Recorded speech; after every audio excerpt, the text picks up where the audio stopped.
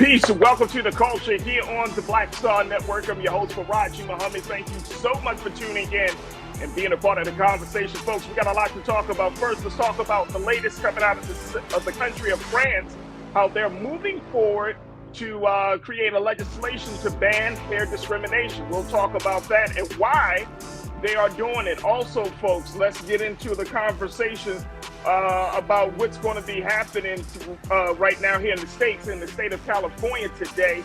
California fast food workers are going to get a raise to $20 per hour. I'm going to ask the question, crew, should fast food workers get a raise all across the country? We want to hear your take on that.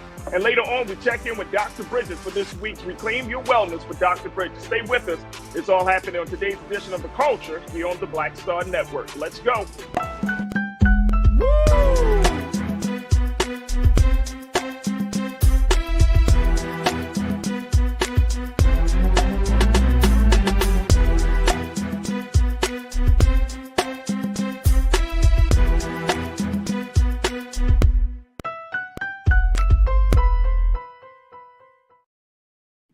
All right, folks, welcome to the culture here on the Black Star Network. I'm your host, Farajii Muhammad. Thank you so much for tuning in and being a part of the conversation. Happy Monday, folks. Happy Monday. I hope you had a safe, enjoyable, faithful, peaceful weekend, holiday weekend, and for Resurrection Sunday over the weekend. Some of you may have the day off today, and others may have to go back to work. I'm back to work. But I hope that you had some good time to reflect and, more importantly, spend some time with your family and those who are close to you for this special holiday weekend. And I appreciate y'all for tuning right back into the culture here on the Black Star Network. Folks, we are streaming live right now on a number of different platforms. First, make sure you check us out on our home platform at blackstarnetwork.com. Download the app for free. Follow us on social media at Black Star Network. And we would love to connect with you and have you as a donor and investor in our network. So just go to our website today where you can donate and you can give safely and securely online at blackstarnetwork.com. Also, folks, while you're online, make sure you follow me, yours truly, at The Real Farajii on IG. I would love to connect with y'all as we continue to build the community. So make sure y'all check me out at The Real Farajii on IG, as well as on Twitter, on the X platform, at Farajii there as well. Also, you can find us as we're streaming live on Amazon platforms. You can go to Amazon News on your Fire TV. We're also streaming on Amazon Prime Video. That's right, folks. Just find us on the Prime Video app under Live TV, The News, or find us on Amazon.com under Prime Video, Live TV, The News. We're also streaming on the Freevee Network, where you can find us on now under News. Just check us out there at Black Star Network, as well as Plex TV, 24 hours a day, 7 days a week. You can find us there on Plex TV under Black Star Network, or just find us under Live TV, The News, and Opinion. All right, folks, let's jump right into it. Big shout out to the online culture crew that's checking in from all across the country. There we go, folks. Folks are checking in, wanting to be a part of the conversation. And folks, if you're not familiar with the online culture crew, this is the fantastic group of watchers and supporters that we have since we started the show. And it's an opportunity for you to be involved in the conversation. So if you want to say something, jump on either Big Brother Roland Martin's Facebook page or his YouTube channel and jump in the chat there and be a part of the online culture crew. All right, let me just start the conversation looking at the situation in France, in the country of France, as they're looking forward to moving to ban hair discrimination. Yeah, folks. Black folks in France are saying, you know what? We need to do something about hair discrimination here as well. Of course, as we know that we've talked about it on this platform, the Crown Act, how that has been enacted in a number of different states, but it has not truly been enforced. And we saw in the latest situation out of Texas when the young man who was in the schools and then he got kicked out of school, he had to go to a lawsuit. I mean, he had to go through a court hearing, all of that just because he wanted to get his hair done and he wanted to wear locks and he wanted to style his locks a certain way. And that has caused a national conversation, reinvigorated the national conversation about hair discrimination in this country. So now we're seeing in this country of France of how they're moving forward with it. Look, I'm going to take a quick pause. When we come forward, I want to share with you more about the details about this, get your take on it, And let's talk a little bit about what's happening in the state of California. Fast food workers are going to get a raise starting today. So we'll have that conversation as well. So we still got a lot to cover in the first half of the culture right here on the Black Star Network. Stay tuned. We'll be right back.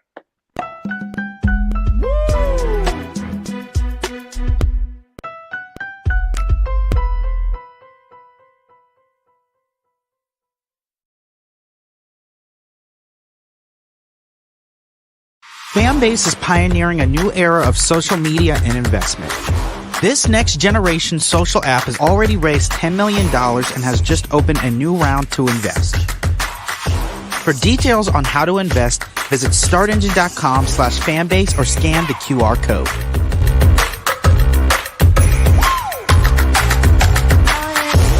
Another way we're giving you the freedom to be you without limits. As bad as Trump was, his economy was worse, and Black America felt it the most. He cut health insurance while giving tax breaks to the wealthy and big business. He stoked racial violence, attacked voting rights, and if reelected, vowed to be a dictator and, quote, get revenge. We can't go back. As president, I put money in pockets, creating millions of new jobs, and capped the cost of insulin at $35 a month. There's a lot more to do, but we can do it together. I'm Joe Biden, and I approve this message. Game on. State of the Union 2024. Huge night for President Joe Biden. This was a CVS receipts type of night. He dragged the hell out of the Supreme Court. And he said, y'all gonna see the power of women. Trump's brain is melting as we speak. We want to organize from a place of strength. There's no confusion whatsoever about what they've done and what they plan to do. What Donald Trump is doing is presenting a fallacy. He is convincing them that he's all in it for them, when in fact he's all in it for himself. We do not feel Joe Biden, in spite of the success that have taken place during this administration economically. There are too many things where we do not feel like he's had our back. You should also be investing in the barbershops and the beauty salons and the hookah bars and the folks who are going to the club, and there's a way to actually get them registered because we've done it before. But if you don't have folks who understand that dynamic, then you're missing a big opportunity. So we said we just celebrated. For what? Why don't you go to Selma to celebrate rather than recommit yourself to the fight if the very thing we went to celebrate has been gutted? Republicans did not support a lot of the bills that were necessary to keep the country fluid. You can't only love your country when you win, right? Oh, no. You guys don't want another $2 trillion tax cut? This was absolutely the knockdown, drag out that we were really waiting to Black see. voters are the base. They're the most important base of the Democratic Party. There was very few language in this speech. At the time, we see an attack on Black history, attack on DEI. The end of the BLM racial reckoning thing has come to a complete end because there was nothing in this speech for that. Our movement has never been grounded in two-party politics in this country. All of our movements ultimately get co-opted by a state that is anti-Black. They called the old because they knew the way, and they called the young because they were strong. And I believe there is a good combination of that. But we can have ideas and we can have visions and dreams, but we have to have our young people also working beside us because they are strong and they will run that race and they will run it to the end. Activists, organizers, and young people have been pushing this administration to be on the right side of history and to do something about the issues that they care about. While the Ukraine and Palestine are critical issues, they are not the only global issues. Not a single Black person who should ever let it come out their mouth that I'm tired. Because there is somebody else who came before us who didn't stop fighting.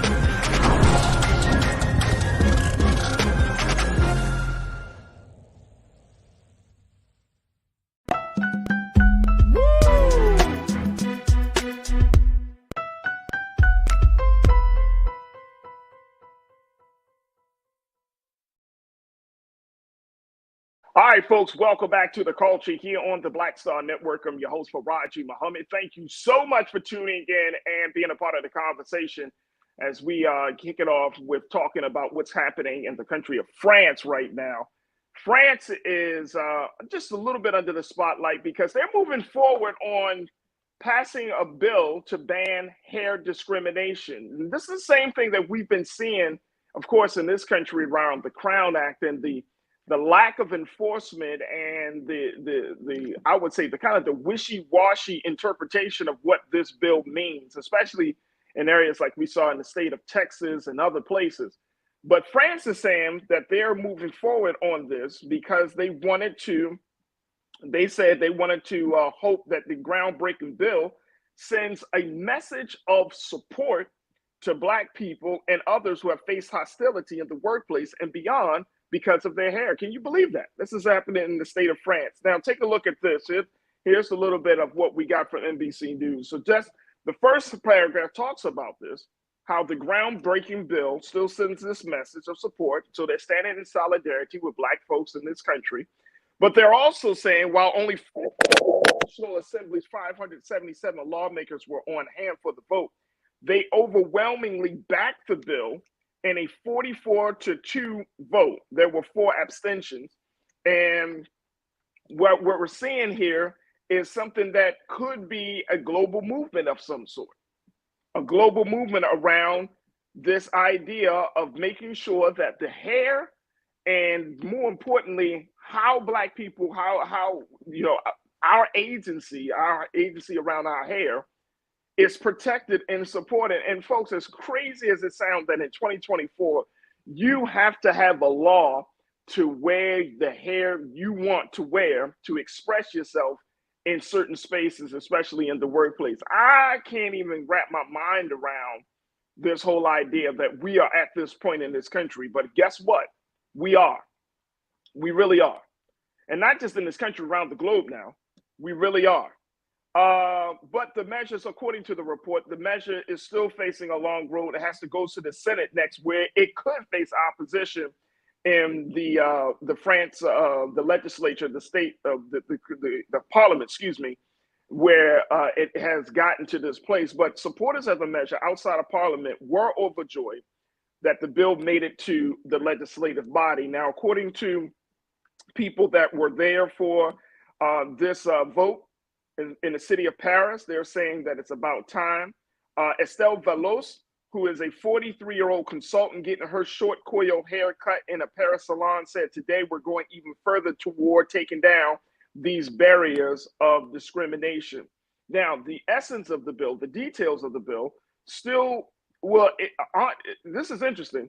The draft law echoes the similar legislation that is found here in the United States, in more than 20 United States, 20 states here in the country. This bill in France was proposed by Olivier Serva, who is a French lawmaker from the French Caribbean island of Guadeloupe. He said that if it eventually becomes law, it would make France the first country in the world to recognize discrimination on hair at a national level. Now, isn't that something? Isn't that something, y'all? He said this is a great step forward for our country. After the vote, France has done itself proud. Can you believe this? If France passes this bill nationwide, countrywide, they would be the first country in the world to recognize discrimination based on hair at a national level. Now, some of us, that says a lot. I'm going to be honest with y'all. That says a lot, because here in the United States, we're the ones that kind of kicked it off. But we still don't have a national bill to protect this. So I want to get your take on this, crew members, and share your thoughts as we're talking about France, how they're moving forward to ban hair discrimination. What's your take on this? That we're still in this space, that we have to have all of these conversations and policies, and more importantly, the United States hasn't nationalized hair discrimination. It's happening again. 20 states in the country have the Crown Act, have some laws on the book against hair discrimination, but it's still not a national thing. But France could potentially be America in creating a bill against hair discrimination and being the first country to do so. All right, let me go to what y'all have to say. Stephanie Humphrey's channel, welcome back to the chat. It's always good to hear from you, Stephanie. You say, "Child, I have been wearing my hair just like I've wanted, and I am so very unconcerned about what anyone thinks of it, job included." Well, that's great. That's great, Stephanie.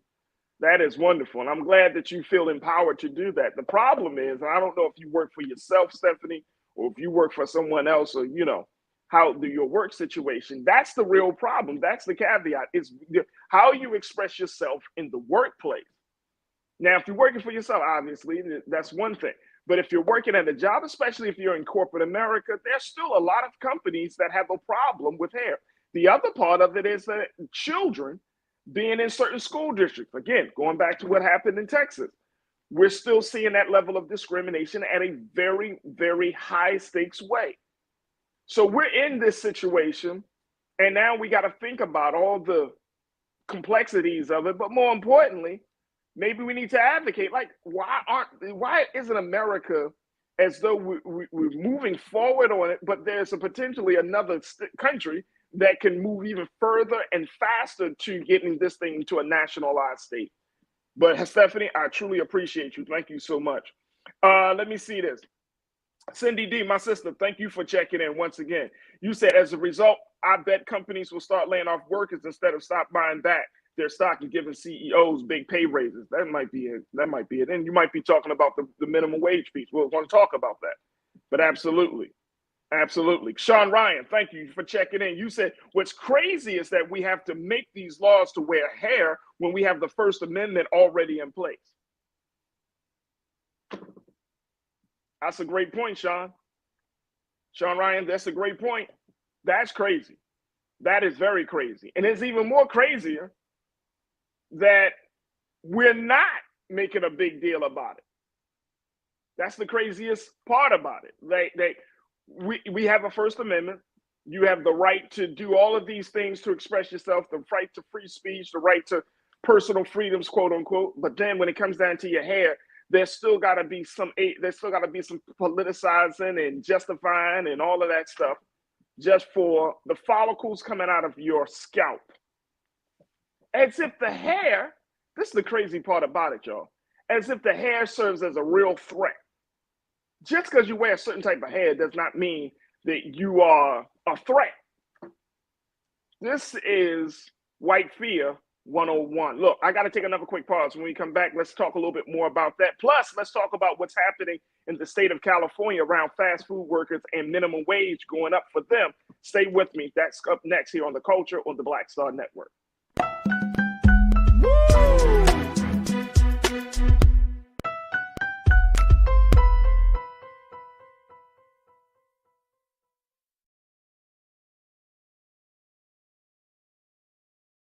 Fanbase is pioneering a new era of social media and investment. This next generation social app has already raised $10 million and has just opened a new round to invest. For details on how to invest, visit startengine.com/fanbase or scan the QR code.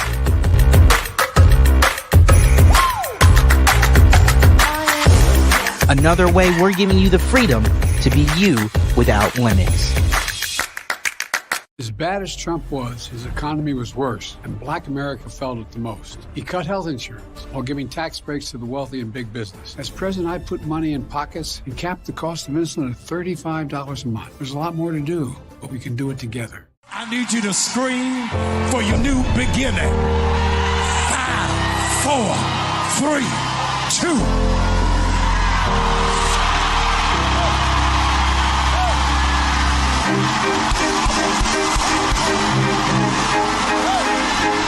I need you to shout for it.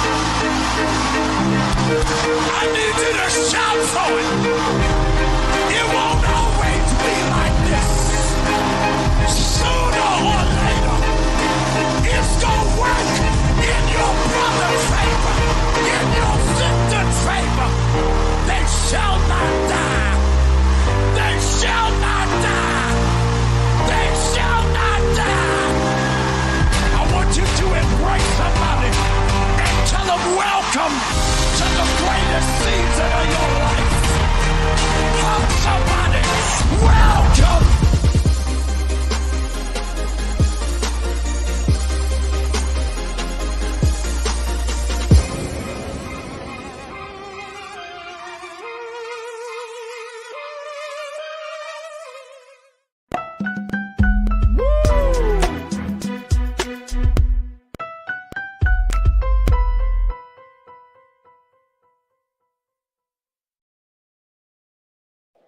All right, folks, welcome back to The Culture here on the Black Star Network. I'm your host, Farajii Muhammad.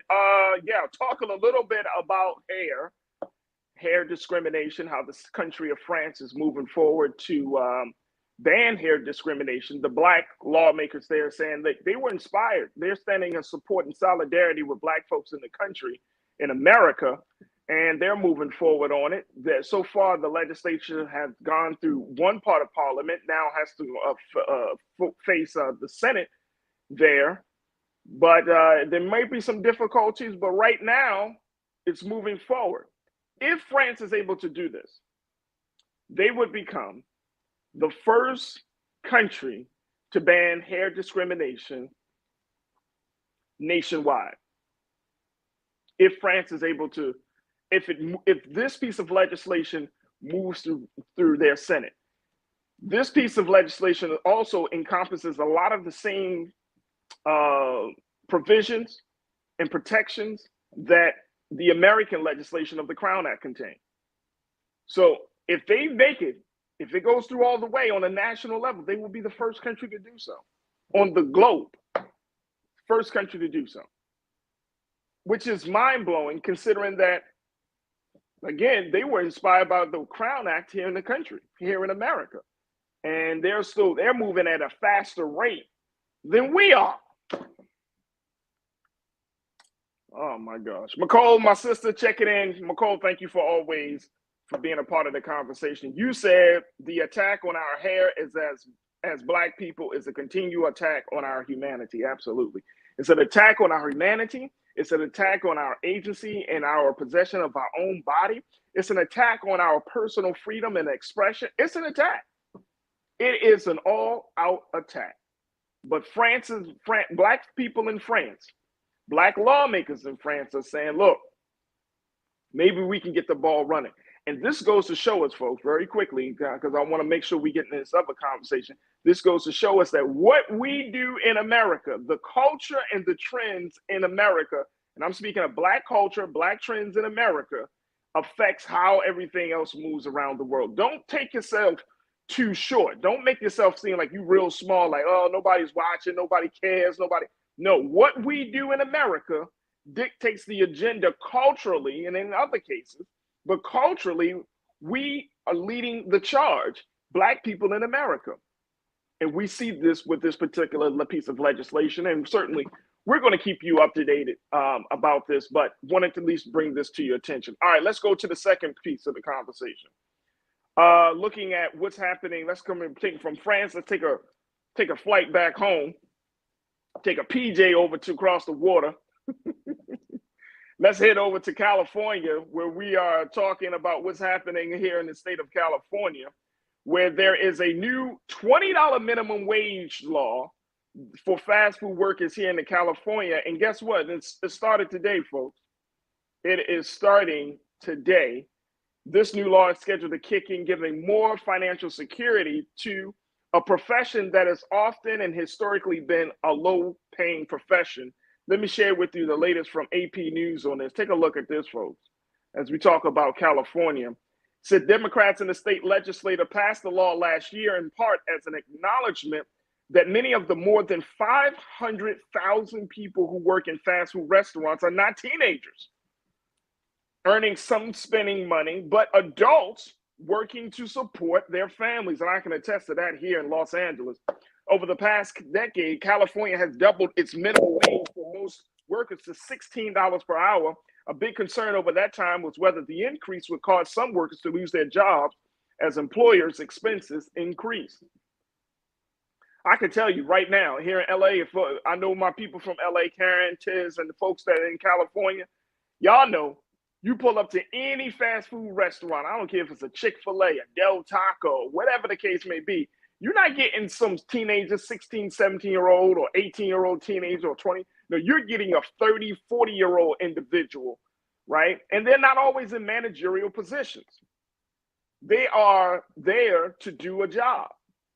And when you think about the cost of living, when you think about just all of the expenses that it takes for just life, not just life in California, just life, car, gas, you're talking about food, if you got children, all of those things. guess what? This is happening. This is happening. And you're confronted with this, especially if you have come as an immigrant. It's even harder. It's more of an uphill battle. So we're seeing something different here in the state of California. My question is to y'all, crew members, is should there be an increase for fast food workers?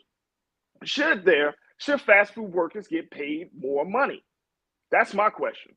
If we need to have a conversation, because maybe some of these low-paying professions, and maybe in these low-paying professions where a lot of folks are, where you have what they call working poor or low-income workers checking in, who are part of these sectors, right?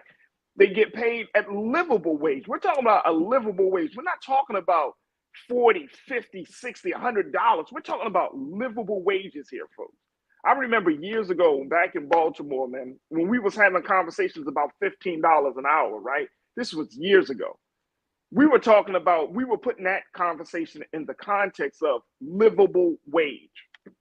And it was still being pushed back against. People still resisted. But we're talking about a livable wage, $20 an hour. Some of us might think, oh man, $20 for a fast food worker. Fast food is just a business, just like a lot of other places, right? And maybe we need to shift the cultural attitude that we have of this particular industry. Let me hear what y'all got to say on this. Sean Ryan, you said $20 isn't a livable wage in Cali. I'm just being nice, Sean. I mean, California is expensive. California is expensive. Lori Park, thank you, Sean. Lori, you said the last time the federal government minimum wage that was put into law was in July of 2009, excuse me. $7.25 per hour. That's the last time it was changed. Let me tell you something, Lori. I've seen that too. And I know in some states that minimum wage, when I saw that some states still have minimum wage at $7.25, I thought to myself, what decade? What decade? You saying based on the law of 2009, and that wasn't even a decent wage in 2009. Can you imagine now 15 years later with inflation, the cost of living, and all of these things that have gone up? Can you imagine making $7.25? Can you imagine a grown-ass adult getting paid $7.25 or $10? And it does, I mean, some of us might say, well, it's based on the job. Again, this could lead to, if a fast food worker is getting $20, maybe then that will bump up everything else. But I know, there's so many complexities and factors and all of that, that this seems a little bit like, but there are a lot of people, again, 500,000 fast food workers who are adults in the state of California. There are a lot of people who are, whether they're immigrants or not, that rely on that level, that profession, to feed them and themselves and their family. Yep. Let me see here really quickly. Let's do this. Let's take another quick pause. When we come forward, let's continue the conversation, get more of your thoughts as we talk about this. Should fast food workers get paid more, as a new law in California allowing fast food workers to get $20 an hour starting today? And I wonder, do you think it's going to at least upgrade or change the game a little bit economically for folks? Stay with us. That conversation continues on the other side here on The Culture on the Black Star Network.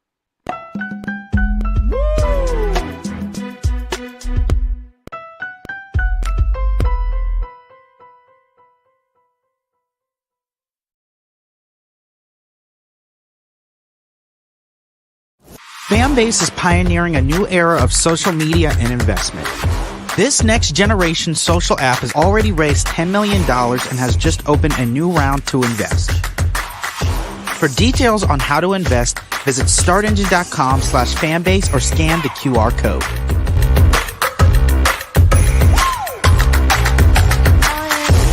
Another way we're giving you the freedom to be you without limits. I have something I want to tell you. I am running for president. Of the United States? Holy. I'm paving the road for a lot of other people looking like me to get elected. Brooklyn's first black representative. You're about to make history. You want to be president? You ain't no man. Maybe we should find your mother. All you got is your one vote. You sound just like every other politician. Do I look like every other politician? Truly, can't win. And why can't I win? I have an opportunity to make a difference. This isn't a campaign. It's a joke. The only thing anybody's going to remember is that there were a bunch of black folks who made fools of themselves. See too much suffering. And I don't know how to not try. We're living it proud. I don't think I'm special.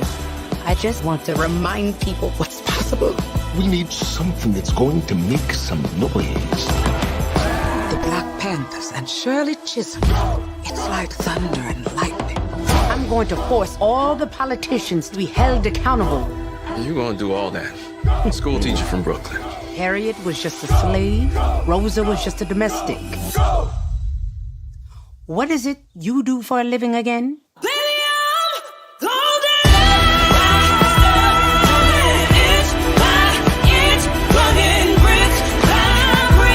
The people of America are watching us.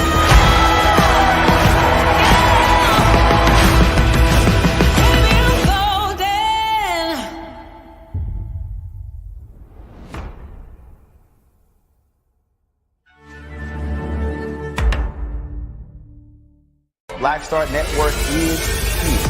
Oh, no punch! I'm real revolutionary right now.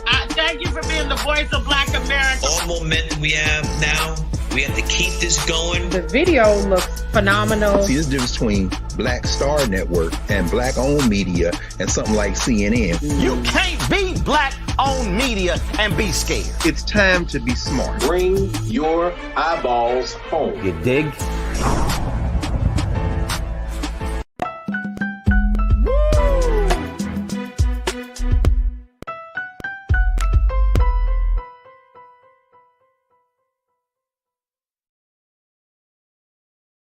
All right, folks, welcome back to The Culture here on the Black Star Network. I'm your host, Farajii Muhammad. We're talking about California's new law that takes effect today, a new law that where fast food workers are earning $20 an hour. And we want to get your take on it. Should fast food workers, and I'm asking this question, should fast food workers get paid more? I want to get your take on this as we have this conversation. So many of you are checking in from around the country because y'all are bear witnessing that California is not cheap. I can tell you that right now. California is not cheap. But California isn't the only state that's not cheap. We're starting to see a rise in the cost of living around the country, especially in states and in cities where a lot of Black folks are. You know, whether you're talking about California, whether you're talking about Texas, where a lot of our people are, down in Houston. You're talking about down in Atlanta, Georgia. A lot of our folks that are in New York City has checked in today and say, look, man, New York is expensive too. So a lot of where our people are, and most of our people, there is a lot of concern about this. Let me just share with you what y'all are saying. Pretty Brown Mimi 726, my sister, thank you for checking in. You said the cost of living in Florida is high, Farajii. So I know in California it's even higher. $20 an hour is like $50,000 a year. Pay all essential workers much more than that. Right. Essential workers need to be paid more. I agree with you there on that one, Pretty Brown Meme. Thank you so much for checking in. Let me see. Ming Lee, Natasha Serge, you said, why is it just California? Why isn't this nationwide on your side? I like how you put that. I don't know how it's not nationwide. People are fighting against $15 an hour now. If you think about it now, and we talked a little bit about this earlier, if $15, if it was $7.25, we jump up to $15 now. Look how long that took to get from a $7.25 minimum wage to $15 an hour. That means that $15 an hour would need to really change to $20 within the next couple of years, 25, maybe 30. But you're talking about cities and states where lawmakers don't deem this to be important. That's what we're essentially talking about. We're talking about that. Cindy D, you say people live off those jobs. They are single women, men, and married couples have to have two jobs to survive That's the problem. Should be an increase for everyone, Farajii. Cindy D, I could not agree with you more. And that's what I'm saying. Look, we think that it's just teenagers. Man, it's not just about teenagers anymore. This is about adults, grown folk, right? Grown men and women who are just trying. And look, again, I don't want us to look down on, because some of us have a tendency to say, oh man, well, they just fast food workers, blah, blah, blah. They just working in the food industry. The food industry in general has always suffered. You know what I mean? I remember years ago, I used to work in the restaurant industry. I was a busboy, then I was a server. And people are, the culture then versus the culture now, in terms of tips, in terms of deals. I mean, now it's much harder. It is much harder in the food industry to get money. And I'm talking about those sit-down type of restaurants. Now, fast food workers, Matt, look how long it took the industry to even get to this place in the state of California. And like Ming said, now we got to look at this thing nationwide. And it's going to be a real problem. Let me just pull up a couple of other things before we take our next pause here very quickly. Now, a couple of you, I think, Cindy, you made the point that the industry is not happy with some things. And that is true. In this piece from the Associated Press, they interviewed an owner of 10 Auntie Anne's Pretzels and Cinnabon restaurants in the San Francisco Bay Area. His name is Alex Johnson. He said his sales have slowed in 2024, prompting him to lay off his office staff and rely on his parents to help him with payroll and human resources.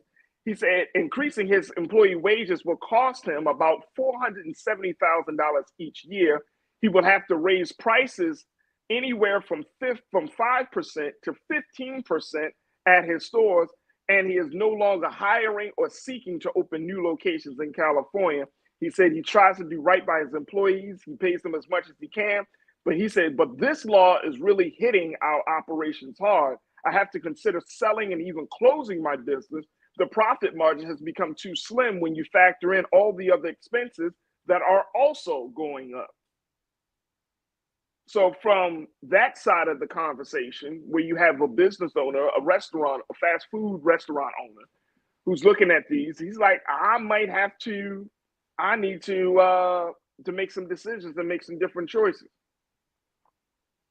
Make some choices. So I don't know, will this $20 an hour cause a decline in hiring, because we're finding that, like Alex Johnson and others who own like, you know, some of these restaurants, that they can't afford it. The expenses are too high. And some people are saying, like, this is going to be a real burden for the industry. Now, the Restaurant and Food Association here in the state of California, they have agreed to this, but it's coming down to those franchise owners. And when those franchise owners have to do their budgets and figure it all out, like Alex Johnson, it's going to be a hard decision. It's going to be a lot of red tapes and red lines on that budget. So we're going to have to see. We're going to have to see. I'm for giving people more money, especially if you work hard, if you do this day in and day out. In some of these restaurants, if you've never been to LA or in some San Fran or any other city in the state of California, these restaurants don't close at 9 o'clock. We got McDonald's that opens till literally 24 hours. Some of them close 2 and 3 in the morning. So if you're putting all this time in, you want to get your money's worth. More importantly, you taking time all away from your family. You want to come home with a decent check. I get it. I understand it. And I think it's the right thing to do. Now we got to see if the other industries fall in line. Look, I got to take another quick pause when we come forward. Let's switch gears, talk about health and wellness with Dr. Bridget on the other side. Stay tuned. It's The Culture here on the Black Star Network.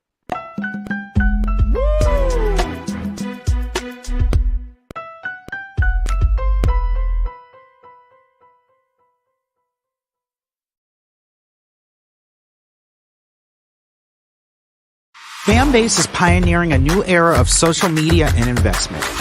This next generation social app has already raised $10 million and has just opened a new round to invest.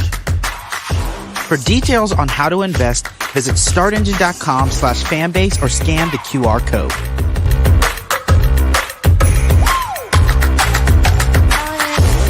Another way we're giving you the freedom to be you without limits.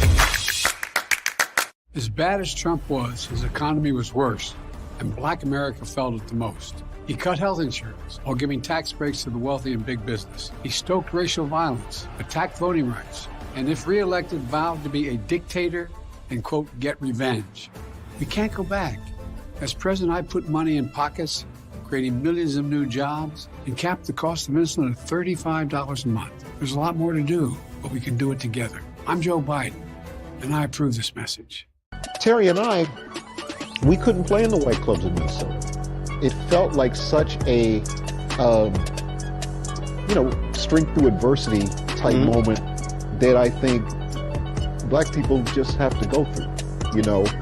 We have to figure it out. Right. We make lemons out of lemonade. But there's a reason we rented a ballroom, did our own show, promoted it, got like 1,500 people to come out. Clubs were sitting empty. They were like, "Where's everybody at?" And I said, "They're down watching the band you wouldn't hire." So it taught us not only that we had the talent of musicians, but we also had to have the talent of entrepreneurship.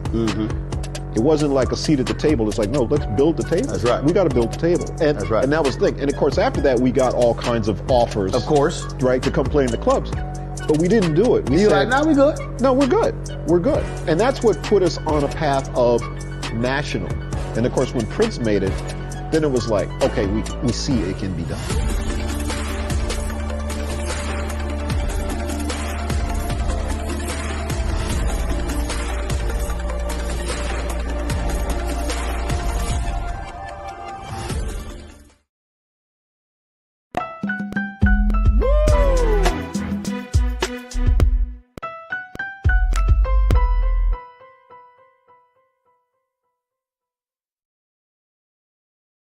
All right, folks, welcome back to The Culture here on the Black Star Network. I'm your host, Farajii Muhammad. Thank you so much for tuning in and being a part of the conversation. We've been having some very, very important and interesting discussions as we, in the first half of the show, talking about everything from what's been happening in the country of France as they're looking to ban hair discrimination to what's happening here in the state of California as fast food workers are getting a raise to $20 an hour based on, as a result of a new bill that kicks off today. So we want you to continue to join us in those conversations, and we'll certainly keep you posted about the developments of all of those stories. But as we do that, folks, make sure you stay tuned because in a few moments, we're going to be checking in with Dr. Bridget for this week's Reclaim Your Wellness. But I wanted to let you know, again, that we're streaming on a number of different platforms. You can check us out on our home platform at blackstarnetwork.com. Just go to our website today, download the app for free at Black Star Network. And we ask that you follow us on social media as well. And we ask that you become an investor and a donor to the work that we're doing. We would love to have you as a donor, an investor, as a stakeholder, just someone who will financially support us because your support means all the world to us.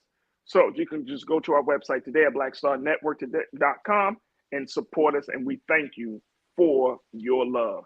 All right, folks, now let's check in with Dr. Bridget, who is our family physician, cannabis expert, author, and for this week's Reclaim Your Wellness with Dr. Bridget.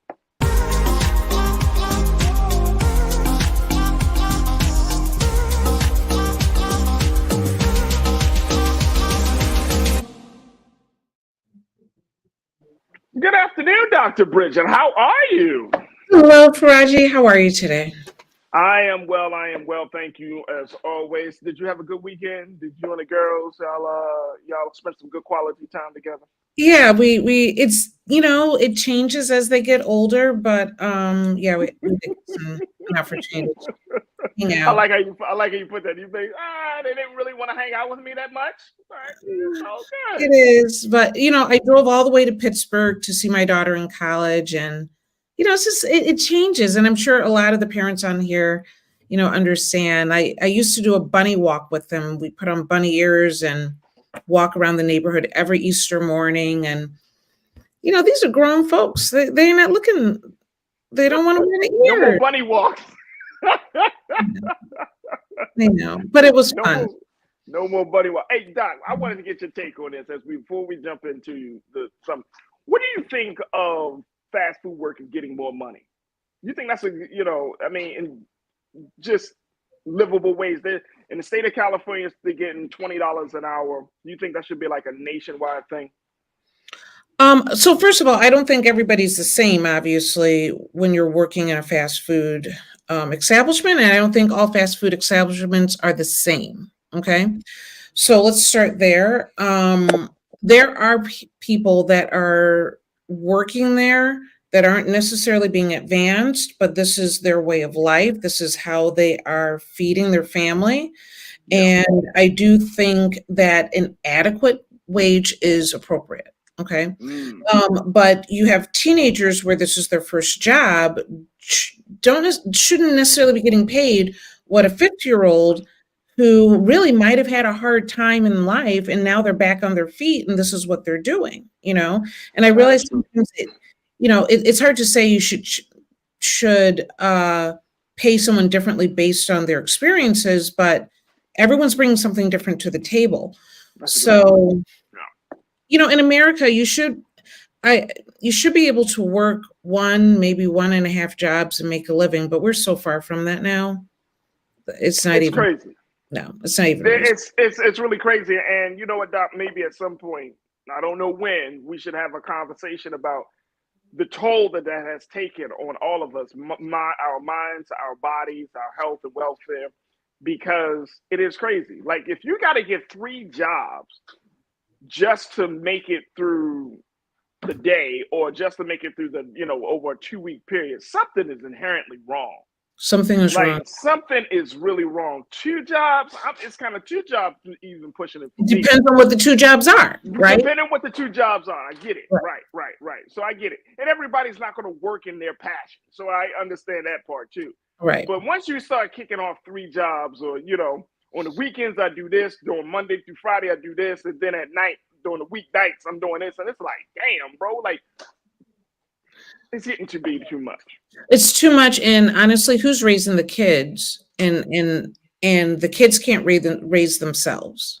Okay, and so if you have to do this, and no one's putting blame on the person that's working the 2 or 3 jobs, God bless the fact that you have the wherewithal to provide for your family. But who's raising the kids? Who's looking after the grandparents? Who's looking after you? If you have that, and it makes for an unhealthy society. Absolutely. All right, we're going to take another quick pause. When we come forward, Doc, let's talk a little bit about this FDA approval of this new drug. And we're going to talk about that and so much more. We got Dr. Bridget, y'all. That's right. We got Dr. Bridget this week. So make sure y'all stay tuned for Reclaim Your Wellness here on The Culture on the Black Star Network. We'll be right back.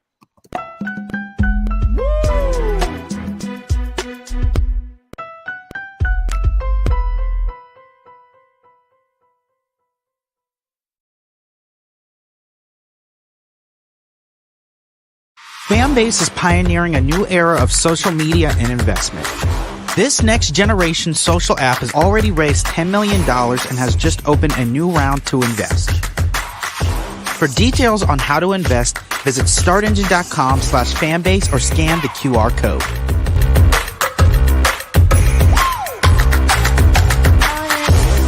Another way we're giving you the freedom to be you without limits.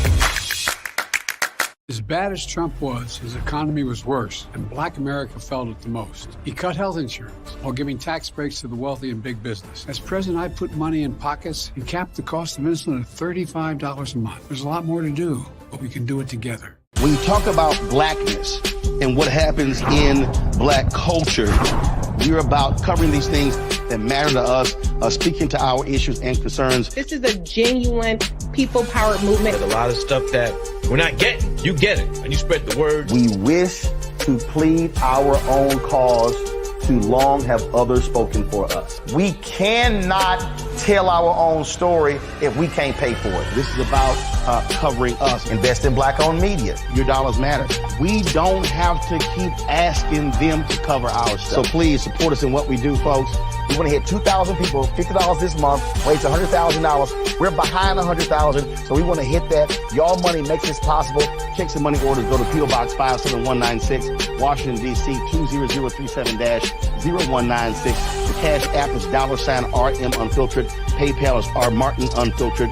Venmo is RM Unfiltered. Zelle is Roland at RolandSMartin.com.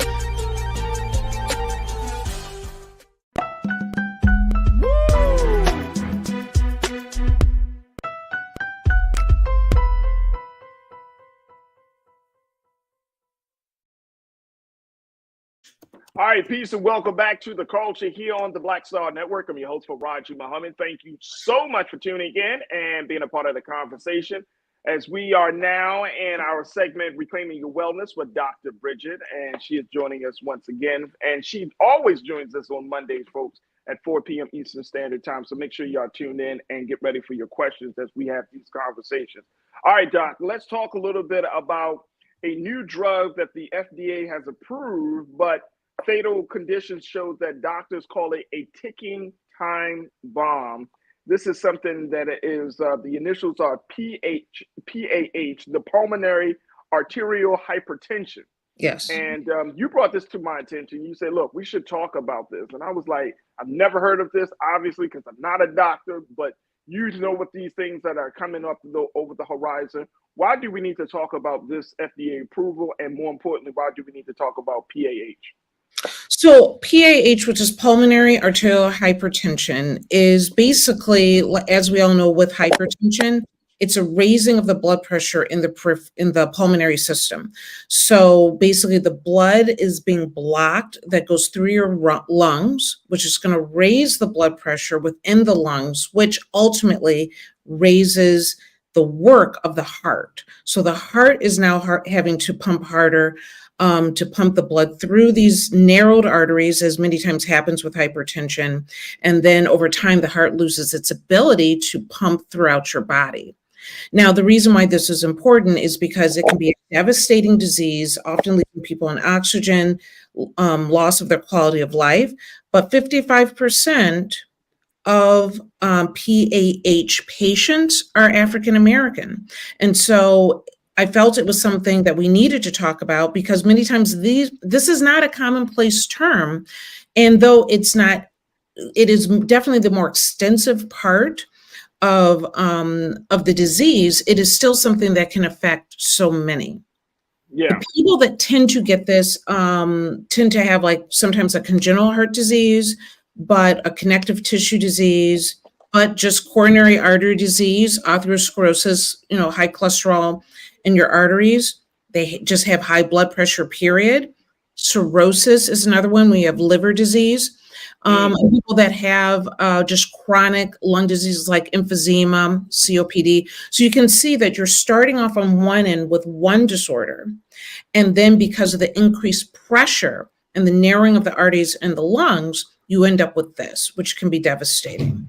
So this new drug supposedly is supposed to really make a difference for people. And some patients have considered it a miracle drug. So worth discussing. So what do you, let me just throw out some data very quickly. PAH affects about 500 to 1,000 Americans each year. Often women between the ages of 30 and 60. Now, this is according to the American Lung Association. So what do you, how does a person find out whether they have PAH? Because they're saying this is a serious situation. In the story that was noted that CNN wrote about this drug, they highlighted a woman named Katrina Berry who was diagnosed with PAH at the age of 25. She's a white woman at the age of 25 was diagnosed with this, but they told her, don't Google it. Don't Google it because you're not going to find much information about this. So how does a person get to that point of even being diagnosed and more importantly, learning more information about what condition they have? Absolutely. So first of all, you're probably starting with one of these other conditions that I mentioned. And so you might be getting a blood test that's showing blood clots. It might show extensive stress on your heart. And so we're looking at why is your heart so stressed? Why is it working so much? Or you have severe anemia for an extensive period of time. But the gold standard as far as how you diagnose this is that when they're looking at everything and nothing seems to make sense, we end up doing a heart catheterization, more going towards the right side of the heart. And then they're being able to see the pressure is increased in the vessels going towards the lungs when they're doing this heart catheterization. So can doctors pick up on this, or do you need to go to a specialist for this? I would assume, just like from working in the hospitals, I think most of the time when I was coming across it, the patient was already with the specialist. So meaning I had a patient that had difficult to treat high blood pressure, or that I was sending them to another specialist for connective tissue disease, rheumatology, what have you. So I think it ends up being diagnosed typically by the specialist, because someone that may have disorders that the primary internal medicine or family physician might be dealing with, but they've progressed so far along that now they're seeing specialists, and that's when we see this pop up. So how is it that Black folks in this country, we are diagnosed at such a high rate? I think a lot of it may have to do with that we don't get the adequate medical care. So like I said, a lot of people get COPD or emphysema, but are we getting the medical care to control it? A lot of people, people across America might be having coronary artery disease, but are we getting the treatment and the medications to control it? So then we go back into the disparities of being Black in America and getting adequate health care that's affordable, that we can, and being treated fairly within the health system, not being dismissed, saying, oh, I'm giving you oxygen, you're doing fine, you just think you're short of breath. Many, and it's difficult being in the medical space, knowing what I see. And sometimes I'm not saying these conversations are direct, but I know how things happen. Do you know what I'm saying? Yeah. I know how things are dismissed or misconstrued. It takes the art of medicine to be able to listen to someone who might explain things differently. To understand what that means in a medical context. So different ages, different experiences, and the anxiety that you have coming into the office. When I'm meeting someone, I have to take into consideration who you are, where you're coming from, and when you explain things, if I don't understand it the way that I typically understand it, I have to ask the questions until we're both meeting in the middle. When you're doing 7-minute visits, you don't have time to meet in the middle. And so people end up getting misdiagnosed. They get quick diagnoses. Okay, we'll come back in 2 weeks, because they're running behind with their schedule and they're going to get in trouble with the office or, what have you. They're exhausted from, being on call all night. The system is broken, is basically what I'm saying. Now, there are some people that I believe aren't meant to be in medicine, because you have to be unbiased and you have to be caring and you have to want to help people. And there's some people that got into the space that aren't like that. But I do believe, and this is one of our first conversations, when I first met you, Farajii, a lot of physicians leave medicine because they're burnt out. Right. Okay? And I make no excuse for it, but I do blame the system. I don't blame any physician or any one health system, that if you are pushing people to their limit, they are not going to do the job that they were meant to do. And you add in a racist, biased, sexist culture, and now you're running through people so quickly, you're not giving them the time they need to get to the right diagnosis and to get the right treatment. Wow. Look, we got to take another quick pause. When we come forward, more conversation about PAH with Dr. Bridget. Stay with us. It's The Culture here on the Black Star Network.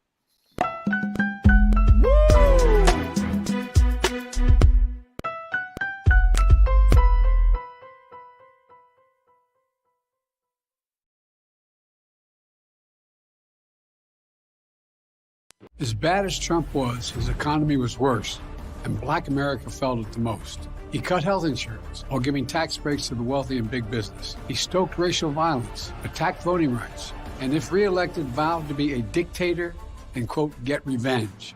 We can't go back. As president, I put money in pockets, creating millions of new jobs, and capped the cost of insulin at $35 a month. There's a lot more to do, but we can do it together. I'm Joe Biden, and I approve this message. Fanbase is pioneering a new era of social media and investment.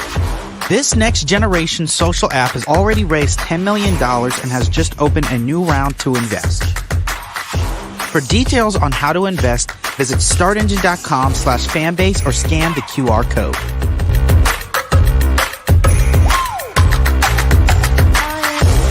Another way we're giving you the freedom to be you without limits.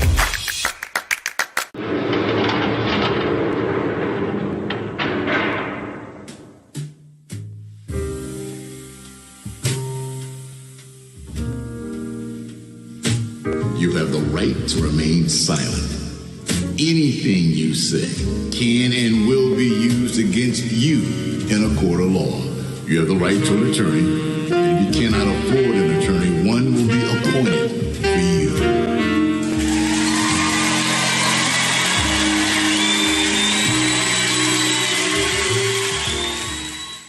When you talk about blackness and what happens in black culture, we're about covering these things that matter to us, speaking to our issues and concerns. This is a genuine people-powered movement. There's a lot of stuff that we're not getting. You get it, and you spread the word. We wish to plead our own cause. Too long have others spoken for us. We cannot tell our own story if we can't pay for it. This is about covering us. Invest in black-owned media. Your dollars matter. We don't have to keep asking them to cover our stuff. So please support us in what we do, folks. We want to hit 2,000 people, $50 this month, raise $100,000. We're behind 100,000, so we want to hit that. Y'all money makes this possible. Check some money orders. Go to P.O. Box 57196, Washington, D.C. 20037-0196. The Cash App is $RM Unfiltered. PayPal is R Martin Unfiltered. Venmo is RM Unfiltered. Zelle is Roland at RolandSMartin.com.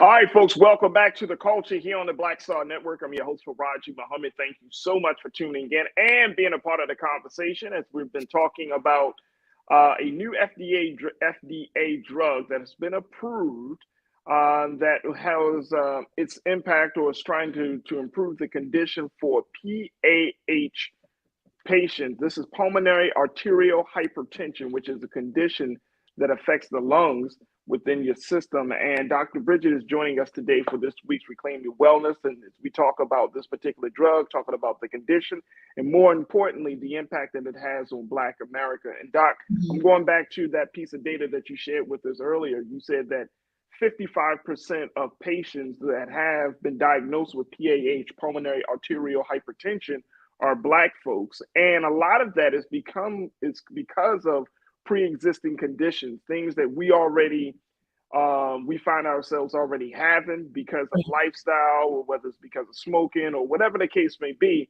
But then once we get one set of one particular disease or one issue, then this comes along and this worsens the condition.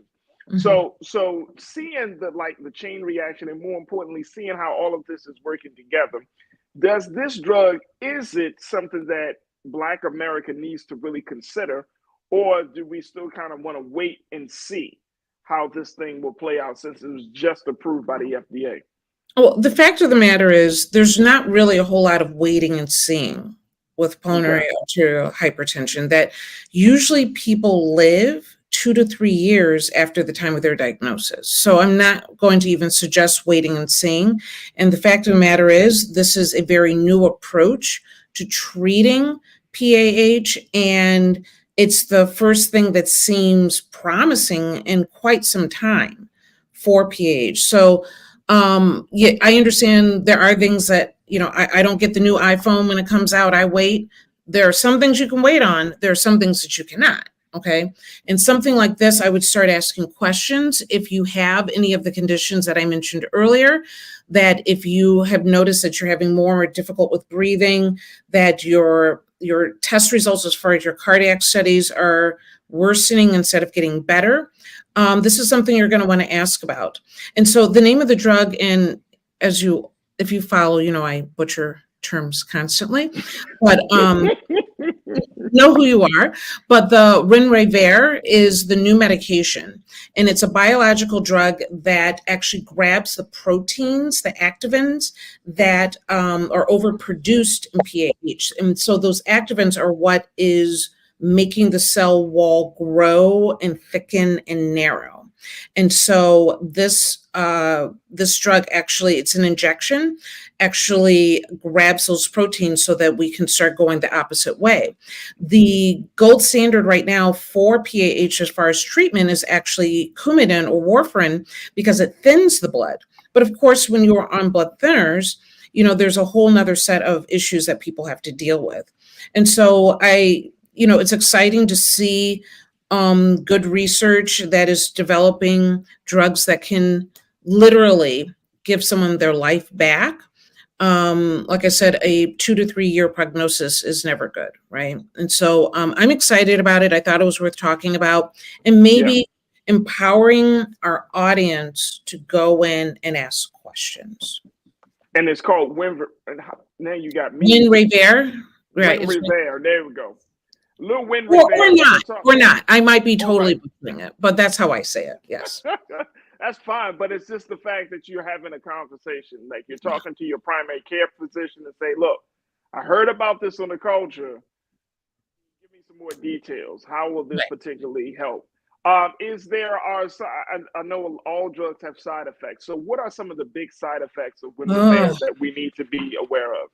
Well, when it's attacking the lungs like this, there are lists, and we've had this conversation before with medications that can have, a laundry list of side effects that are longer than we many times would like to not deal with. But because of how it's affecting the lungs, people sometimes will have headaches, nosebleeds. Some people might end up with a rash.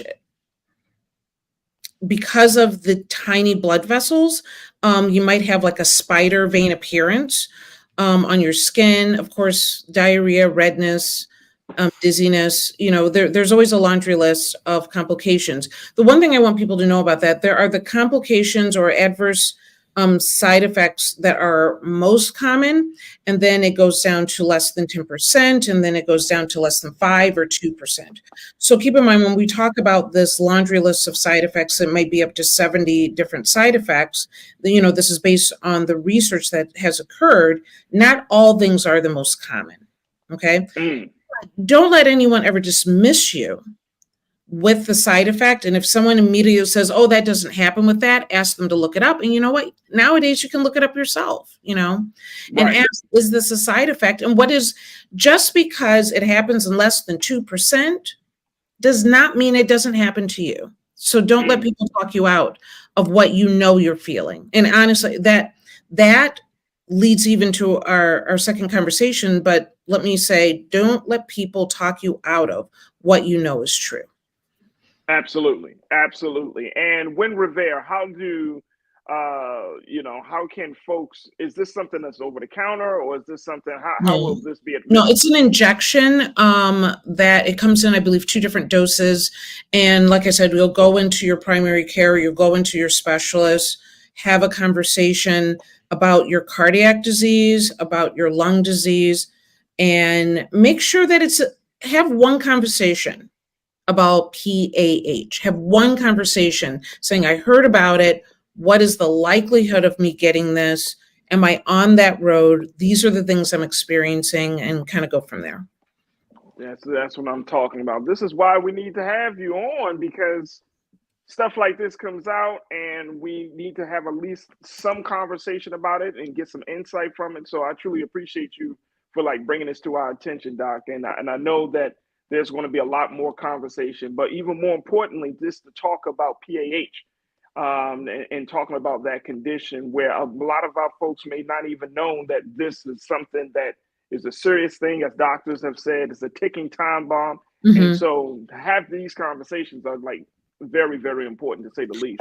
So let me at least say, I want people to have an understanding of what to look for, not just yourself, but your loved ones, right? So, and this is why I think it's important, because I had a conversation with a friend the other day. There are symptoms that you might be experiencing that you might be associating to some condition. it might be related to something else. Okay. So that's why self-diagnosis is dangerous, because you might be chalking it up to one thing and it's actually related to another. But if you're having shortness of breath, if you have fatigue, swelling, now who does this? Sounds like a lot. Everyone, at least I know at some age point or another, right? If they're having dizziness, chest pain, heart palpitations, if their lips and fingers turn blue, or they complain about them being super cold, and they're having issues with coughing, they don't have to have all of those. But if they're having some of those and they have some of these other conditions that I mentioned, go in and have a conversation. There it is right there. And if necessary, get 2 or 3 different opinions. I always welcome a second opinion. It's nothing on me for you to take care of yourself. And so if you have a doctor that gets an attitude and it hurts their ego that you want a second opinion, then that's not your doctor. Because I never feel threatened if someone wants a second opinion. Let's do that, because you have to feel comfortable. I know what I'm talking about. Yeah. But you have to feel comfortable. And it's my job to make sure you're comfortable. And let's bring in some friends and let them take a look at it. And if I'm wrong, God bless the fact that you knew something wasn't right. And if I am right, that's just what I do. But don't let anyone talk you out of a second opinion because of their ego. It is right there. All right, we got to take another quick pause. When we come back, let's switch gears a little bit and let's talk about sexual assault and abuse. Considering there's so much about this in the news, from everything from the latest situation with the allegations against Diddy to even that documentary about Nickelodeon, Quiet on the Set, sexual assault and abuse is back at the forefront. It's a conversation that we don't want to have, and it's a conversation we're going to have here with Dr. Bridget. Stay with us. It's The Culture here on the Black Star Network.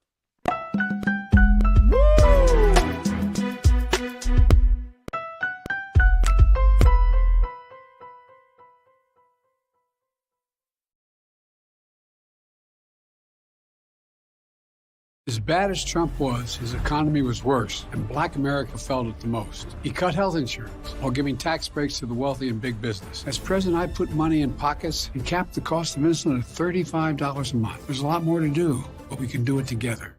Fanbase is pioneering a new era of social media and investment. This next generation social app has already raised $10 million and has just opened a new round to invest. For details on how to invest, visit startengine.com/fanbase or scan the QR code.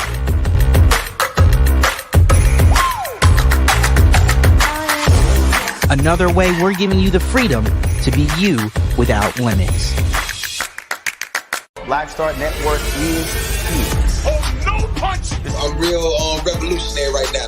Thank you for being the voice of Black America. All momentum we have now, we have to keep this going. The video looks phenomenal. See, there's a difference between Black Star Network and Black-owned media and something like CNN. You can't be Black-owned media and be scared. It's time to be smart. Bring your eyeballs home. You dig?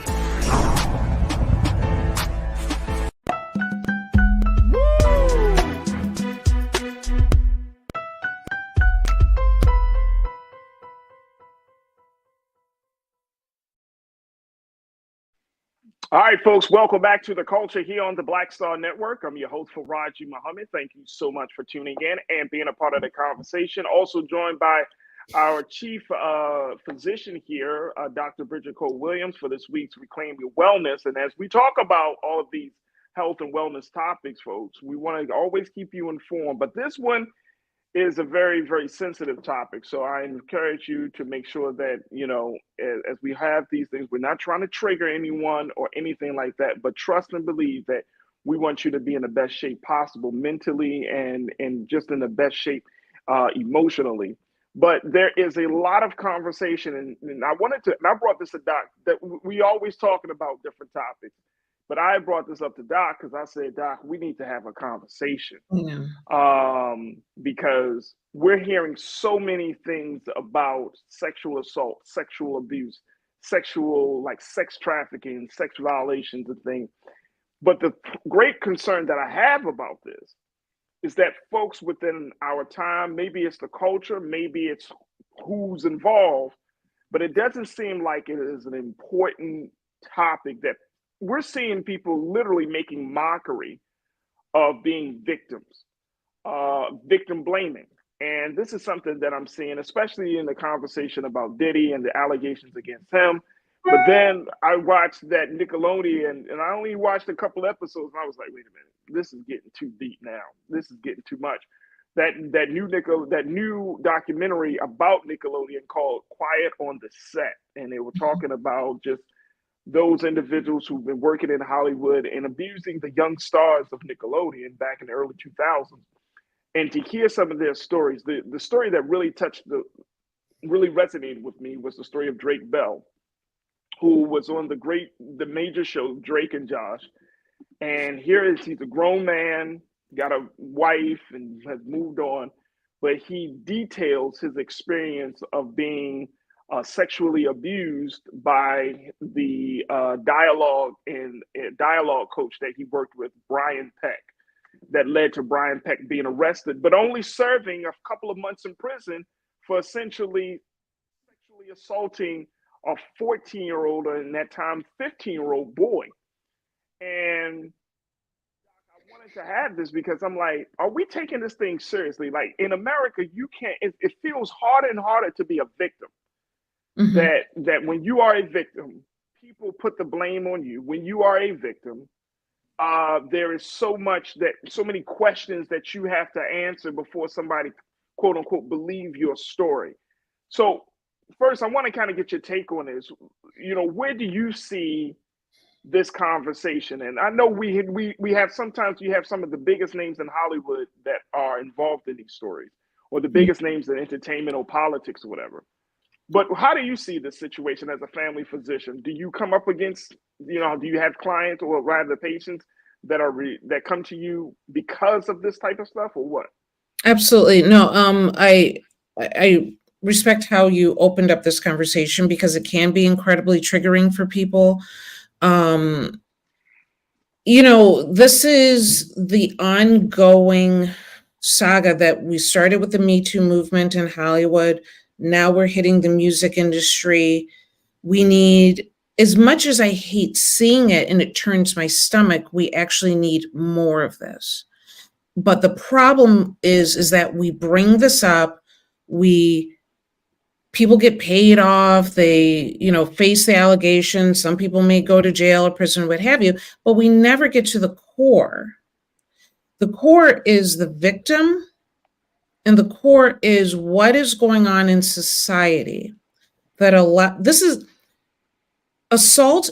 sexual assault is never about sex. It's about power.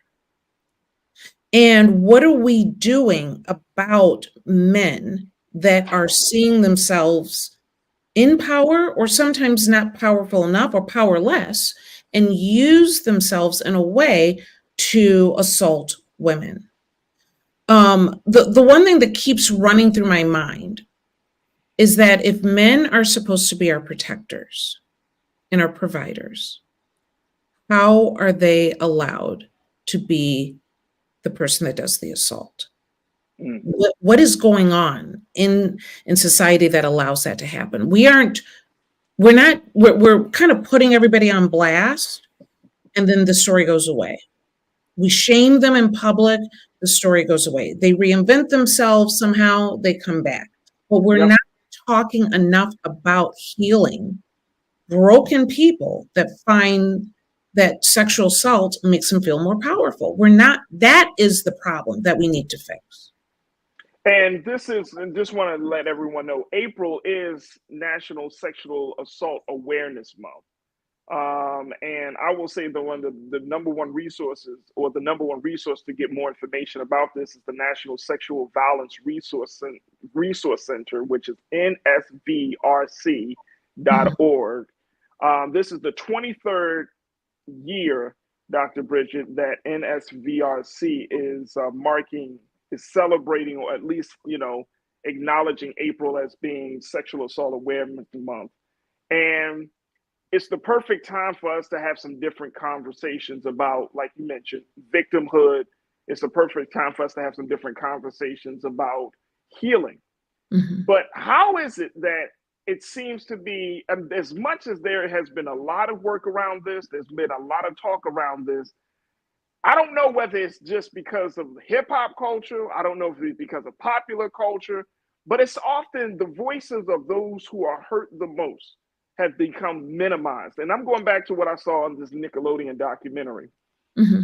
Drake Bell, when he finally arrested his abuser, Brian Peck, a white man who was working in Hollywood for many years, he had 41 different letters of support from people within the industry, some of your famous actors at that time. This is because he got arrested in 2003. 41 letters of support to try to influence the judge to give him leniency, even though he literally raped a boy. There's evidence. And in that particular case, he did a full-blown confession over the phone without being coerced, but talking to this boy, to Drake Bell at the time. It was all recorded. He did a full-blown confession. And you still got people who are like, no, he would have never done that. He's a good man, blah, blah, blah, all of these things. And, even when we have this conversation around Diddy, and it's like, we don't know who people are. And I'm not trying to create fear. Mm-hmm. But we don't know the capacity or the like you said, the power that people yearn for and crave for to make them other than themselves. They essentially become like this monster, right? And it's like we really put so much scrutiny on the victims. And when I was listening to Drake Bell's story, like when I saw this video or saw this doc, and I was just like, there were people who didn't even believe him.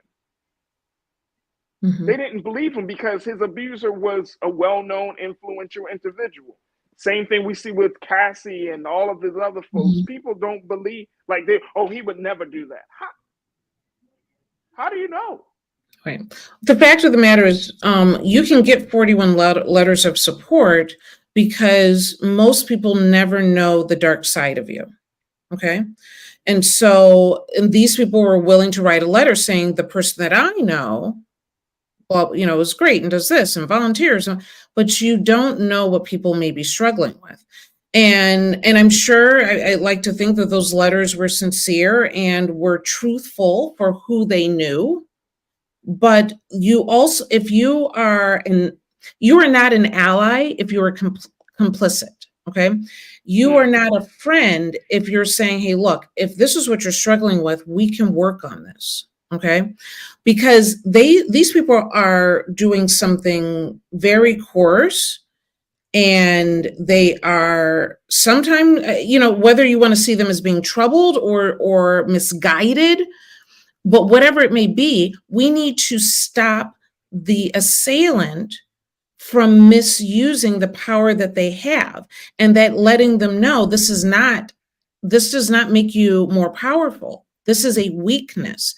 This is subversive and grotesque what these people are doing. And we're not doing that work. We just kind of throw them away, and eventually they come back and, they look different, they act different.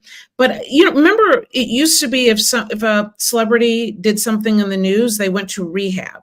They're not even going to rehab anymore. Right. We don't even say that anymore. People are literally, if they pay it off, or they go to jail for some period of time. But we used to at least say, oh, they went to rehab to work on this, that, and we're not even doing that anymore. We need to put the energy and the money into changing how these people are thinking. And if you are a friend, they're doing this, and Diddy got a lot of folks that knew what he was doing, you can't be supportive of any women in your life if you're complicit with this behavior. Oh, I agree with you 100%. I agree with you 100%. Look, we got to take our next pause, and on the other side, we're going to continue the conversation. It's April is Sexual Abuse Awareness Month.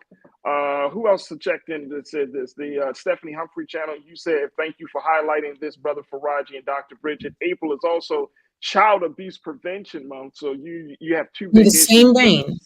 in the same month. We're going to continue to talk about this on the other side. Stay with us, folks. It's The Culture here on the Black Star Network.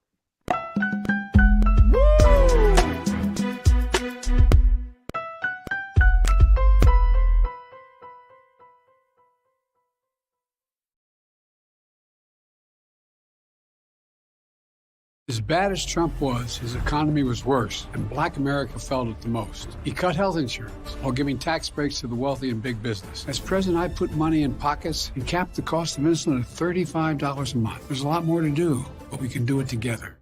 Fanbase is pioneering a new era of social media and investment. This next generation social app has already raised $10 million and has just opened a new round to invest.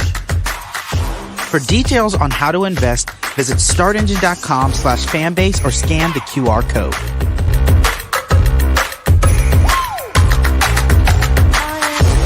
Another way we're giving you the freedom to be you without limits. Black Star Network is here. Oh, no punch! I'm real revolutionary right now. Thank you for being the voice of Black America. All momentum we have now, we have to keep this going. The video looks phenomenal. See, there's a difference between Black Star Network and black-owned media and something like CNN. You can't be black-owned media and be scared. It's time to be smart. Bring your eyeballs home. You dig?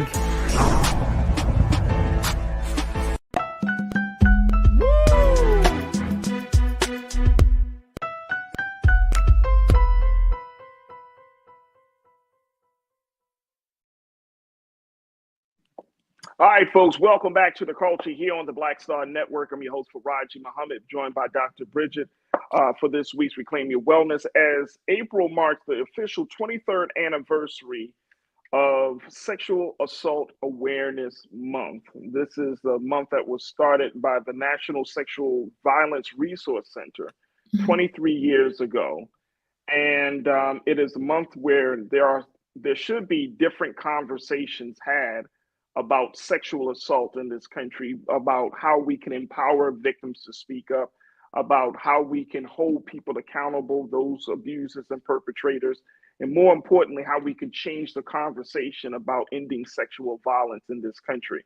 Dr. Bridget, from a medical professional like yourself, right, what are some of the things that we need to start to either look for, or what are some of the things that we need to start to do to at least change the conversation about sexual violence?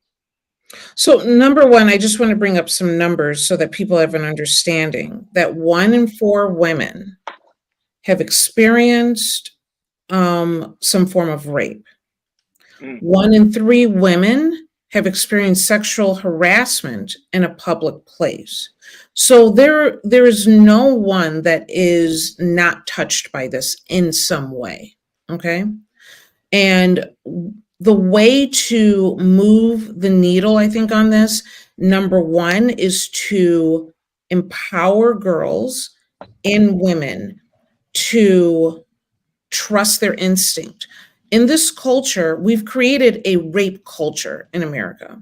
And we have taught women to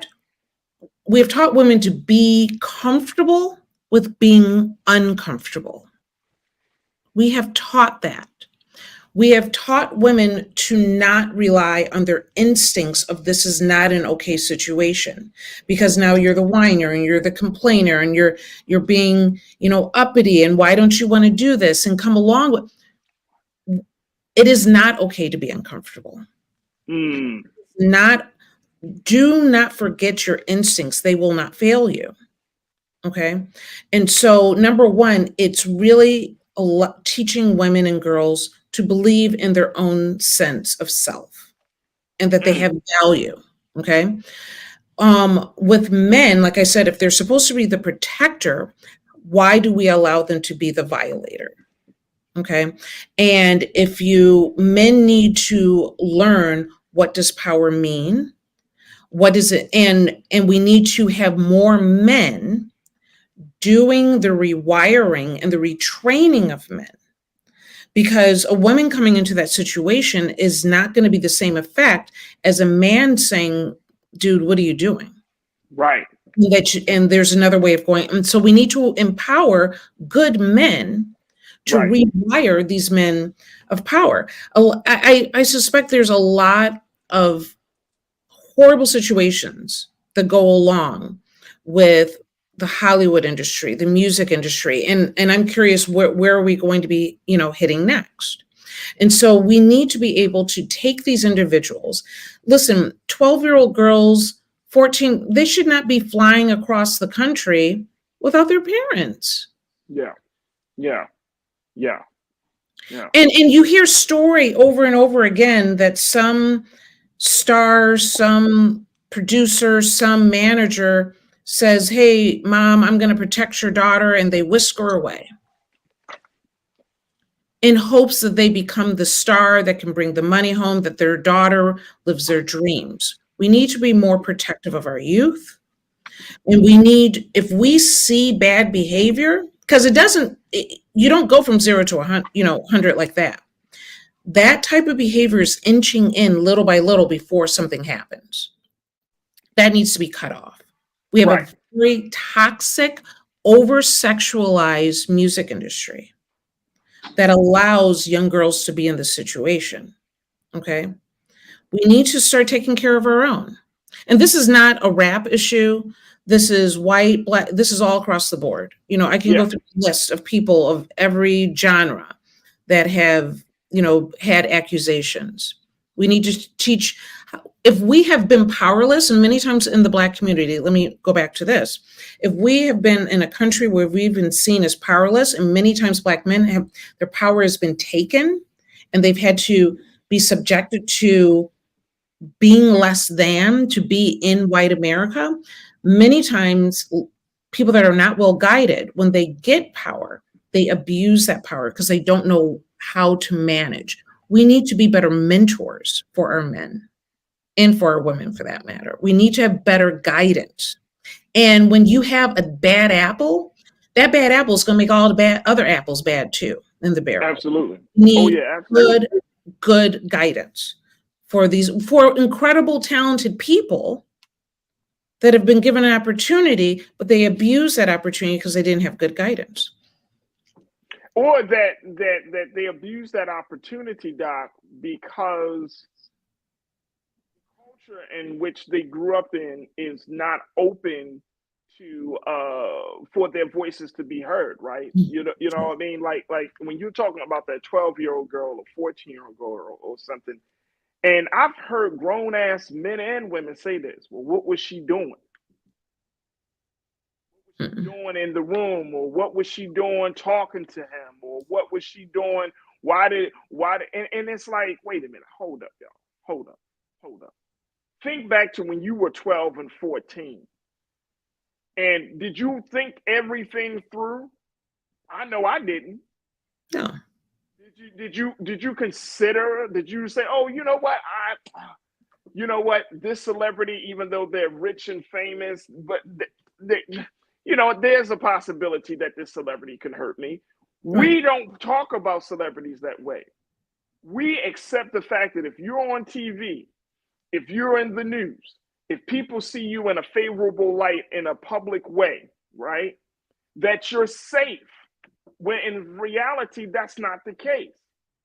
Not safe. We always, for some reason, Doc, in our culture, we associate being celebrity and famous with goodness. Oh, right. This person must be a great person, otherwise they wouldn't be. And that's not the case. It's not the case. The fact of the matter is we need to teach women and teach everyone, what does abuse look like and what tactics are used. Because a lot of times women don't come forward because they don't even comprehend what they experienced as abuse, sometimes until they actually get older. So when they say, oh, why did it take you so long? Sometimes they blame themselves. Sometimes they deny the fact that they were uncomfortable, that they just ignore all the signs that they know inside were wrong. But these list of, I'm going to just say characters might be using tactics such as flattery, which is obvious, but manipulation, gaslighting, humiliation, threats beyond just physical force in putting women in these situations. So it's not always obvious, particularly if you come from a broken environment, you might be used to gaslighting and some level of manipulation and what have you. And you just happen to be talented and you're trying to get out of that situation. But you tend to always go towards what you know. Okay. And so if you are used to some manipulation at home, and sometimes these parents can be very manipulative to try to get their kids to be a star. Yep. Then when you're meeting someone who is a star and is a celebrity and they show signs of manipulation, you don't recognize that this is an abusive situation. Yeah. Now, so keep in mind, Casey was 19 and Diddy was 37 when they met. She was young. She was trying to, create a life. Yeah. You see him as, like you said, celebrity is good. She didn't even comprehend the level of abuse that she was experiencing until she started to get older. Right. And that makes a world of difference on it. Robin Welch, Robin, you checked in and say law enforcement and firemen are protected by their own, even in the political realm. People in positions where we are supposed to trust them take advantage of the vulnerable and get away with it. Unfortunately, we're seeing that being the case day in and day out, Robin. Thank you so much for posting that. The Stephanie Humphrey channel. Stephanie, you said, I agree, Dr. Bridget, women need education and guidance as well. And I couldn't agree more. And I'm going to throw in there, Stephanie and Doc, men 100. be, as you mentioned, men need to be one of the top advocates of making sure that sexual violence does not happen for girls and for women. Like, we need to be out there on the forefront. And this is something that is near and dear to my heart because, I've heard just so many stories and everything. And I'm just like, now that you're a parent, I'm a parent and I have both. I have a son, I have a daughter. And I'm thinking to myself, like, man, they're going into a world where this could potentially happen. God forbid it does. But, and I'm sure with you, Doc, and with your daughters, you think about, like, what industry are you going into and what kind of people you hanging around and all. Like, there's so much worry. And I'm just not liking the type of conversations that Black folks are having right now about this. Like, this victimhood, we make so many jokes. We laugh at people. We make mockery of people. We just do all of these things, all manner of just ill will. And then, like, I'm looking at this Diddy situation. Are we having very real conversations about this? And I'm going to continue to hammer the hell out of this thing. Like, this is not even about him as an individual. It's about the system. It's about, and I'm not talking about the system of white supremacy. I'm talking about the system of abuse, the system of enabling, where we see because of somebody is rich and famous, the system of enabling of not seeing something. I was just reading this piece yesterday very quickly, and it was talking about willful ignorance. And there was a story about, just in general, willful ignorance. And basically, when people refuse to listen to the consequences of their actions because they don't want to be held accountable for making somebody else feel bad, or they don't want to be held accountable for a situation. And they said that 40% of people who took this survey have admitted to being willfully ignorant of a number of things that happen in this country. 40%. Yeah. I think they did a test of about 6,000 adults. If 40% of people are just remove themselves and say, look, I can put something out there, but I don't want to know the impact that it has on people. Think about that. That we're positioning, and are we putting ourselves and our children in harm's way because we choose not to see, or we choose not to understand, to truly understand that our actions cause consequences, or our actions has ramifications and implications. That are we choosing to be willfully ignorant about certain issues? Like, we don't want to see it. No, it couldn't happen. No, I mean, we're talking now, you're talking to us. Right. Us might say, oh, yeah, I mean, yeah, obviously I stay next to my children. But think about how many Black people in this country, think about families, think about, go through a community, a Black community on an average day, on a warm day. See how many children are out there and see how many parents are there. See how many girls walk into the store by themselves. Right. And you don't want to create a situation of fear, but the fact of the matter is we need to, but you know what? If mom and dad are working 3 jobs, what are we doing? Do you see what I'm saying? And so we need to empower our girls. We need to have the same, philosophy. If you see something, say something. We should feel safe in our own community with our own people. That's right. If you are a man and you are not acting as a protector in your community, of your family, of your siblings, of the lady next door, that is a man. Yeah. And if your friend is oh Lord, I was about to say something wrong, but is that dude? Say something. If someone is coming to you and gossiping about, oh, this happened at this party and can you believe it? The next question is, and what did you do about it? Because you're just as bad if you don't do something. Say something. Yeah. Break up the situation. Make sure that girl is in a safe situation. And sometimes you know better than she does. Get her out of that situation. And this happens to boys too. It does. It really does.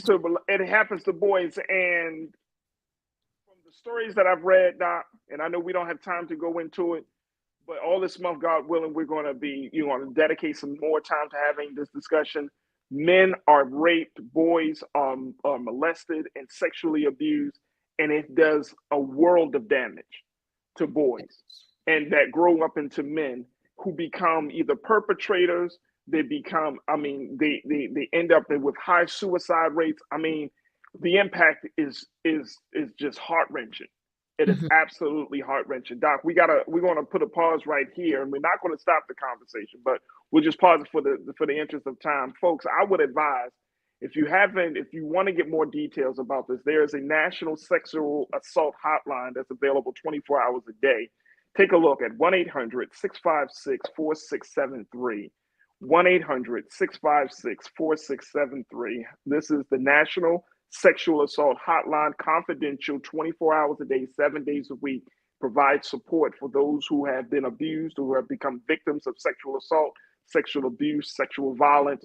And as all this month, God willing, we're going to do our part to continue to hammer home the importance of this. And we need to change the conversation, the culture, the behavior, and protect those who have been victimized so much. So, Doc, I truly appreciate you for kicking us off this month, and more importantly, bringing us up to speed on that FDA-approved drug and medication for PAH. And God willing, we'll see you next week. Thank you. Always. Thank you, Farajii. You're welcome. Thank you. All right, folks, that's going to do it for me. I thank each and every one of you for checking in and being a part of the conversation. Folks, go do your due justice. Make sure you go to our website today at blackstarnetwork.com. Download the app for free. Follow us on social media at Black Star Network. And more importantly, put something in the pot. If you're enjoying what you heard, the content that we're providing each and every day, make sure you do your due justice, be an investor and stakeholder in this movement that we call Black Star Network. Also, follow me on social media at The Real Farajii on Instagram, as well on the X platform at Farajii, and I would love to connect with you there. Stay tuned. Up next, 6 p.m. Eastern Time is Roland Martin Unfiltered. As always, never be afraid to challenge what's wrong. Stand for what's right while being yourself in the process. God willing, we'll talk tomorrow for another exciting edition of The Culture, right here, only here on the Black Star Network. Talk to you soon. Peace.